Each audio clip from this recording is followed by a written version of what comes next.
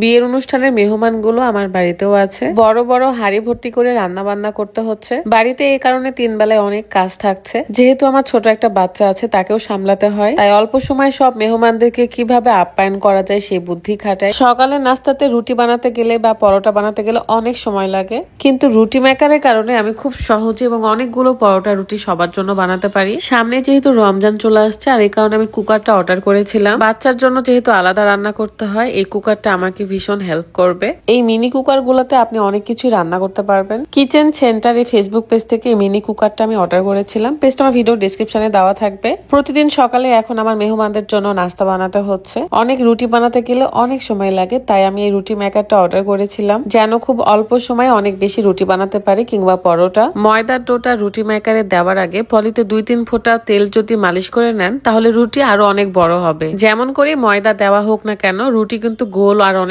বড় হয়। বহুদিন ধরে অনলাইনে দেখছিলাম, আর ফাইনালি এবার আমি নিয়েই ফেলেছি। ডিজিটাল ড্রিম স্টোর বিডি এই ফেসবুক পেজ থেকে আমি রুটি মেকারটা নিয়েছিলাম। এই পেজটাও ভিডিও ডেসক্রিপশনে দেওয়া থাকবে, অবশ্যই চেক করে নেবেন। খুব প্রয়োজনীয় একটা জিনিস, আপনারা কিন্তু এটা বাসায় নিয়ে রাখতে পারেন। পরোটা না রুটি খাবার, যেটাই বানাতে পারো। আমাদের একটা রুটি মেকার আছে, ওটাতে তাড়াতাড়ি হয়। আবার পর থেকে রুটি তো দূরের কথা, পরোটা দিতে হবে। আমগো বাসায় রেডিমেড পরোটা বানায় খাওয়াই। ভাইয়া আপনি কি খাবেন? ভাইয়া আপনি কি খাবেন বলেন, রুটি নাকি পরোটা? কি পরোটা? পরোটা রুলি চালের আটার নাকি রুলি ময়দার? ময়দা। ময়দা ব্র্যান্ডের না লোকাল? এটা দিলি দামি ময়দা। সাদাটা না লালটা? আল্লাহ, লালটা। লালটা না কালোটা? সাদা। সাদাটা প্যাকেটে না খোলাটা? প্যাকেট। ব্র্যান্ডের তীর নাকি হচ্ছে আর একটা কি চাষি? তীর। তীর, ঠিক আছে। ছোট পরোটা না বড় পরোটা? বড় পরোটা 4 কোনা চইতে হইব। 4 কোনা কত ইঞ্চি বলেন?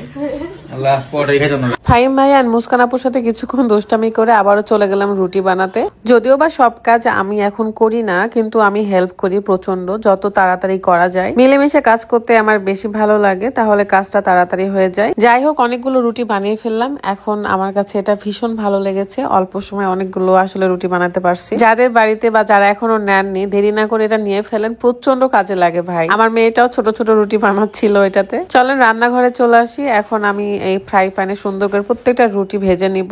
কেউ রুটি খাবে, কেউ পরোটা খাবে। সো সকালবেলা আমার কাছে মনে হয় রুটি, ভাজি, ডিম এগুলো দিয়ে ভালো লাগে। রাত আবার পরোটা পছন্দ করে, তবে তেল ছাড়া পরোটা, হালকা তেল দিয়ে ভাজতে হয় ওর জন্য। এক একজনের চাহিদা এক এক রকম, সবার চাহিদা পূরণ করতে গিয়ে আমি একদম হিমশিম খেয়ে যাই। বাসায় যে 2টা খালা থাকে, ওনারা প্রচন্ড আমাকে ভয় পায়, কিন্তু বিশ্বাস করেন কখনো আমি কিছুই বলি নাই, বা যা চাই তারা সবকিছুই দেই। তারা এটাও জানে আমি তাদেরকে ভীষণ ভালোবাসি। যাই হোক, আমার নাস্তা পানি রেডি একদম। এখন আমি মুস্কানকে ফার্স্টে দেবো, কারণ সে হচ্ছে ভিআইপি গেস্ট আমাদের বাসার। আমি তাকে ভীষণ ভালোবাসি। সো আজকের ভিডিওটা এই পর্যন্তই। সবাই ভালো থাকবেন, সুস্থ থাকবেন। আল্লাহ হাফেজ, আসসালামু আলাইকুম।